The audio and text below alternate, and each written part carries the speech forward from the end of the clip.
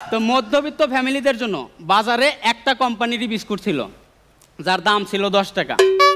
প্রতি প্যাকেটে 12টা করে বিস্কুট থাকতো। আমরা ফ্যামিলি মেম্বার ছিলাম 6 জন, তাই কোনো সমস্যাই হইতো না, একদম সমান ভাগে ভাগ করা যেত। প্রত্যেকে 2টা করে ভাগে পাইতাম।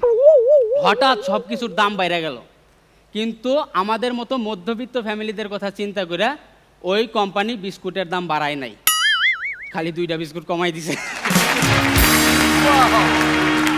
হ্যাঁ, তাতে অবশ্য আমাদের কোনো সমস্যা হয় নাই, কারণ ততদিনে আমার বোনের বিয়ে হয়ে গেছে। কিছুদিন পর আবার সব কিছুর দাম বাড়লো, কোম্পানি তাও বিস্কুটের দাম বাড়ায় নাই, খালি আরো 2টা বিস্কুট কমাই দিছে। কি ভাবতেছেন এবার আমাদের সমস্যা হইতেছে?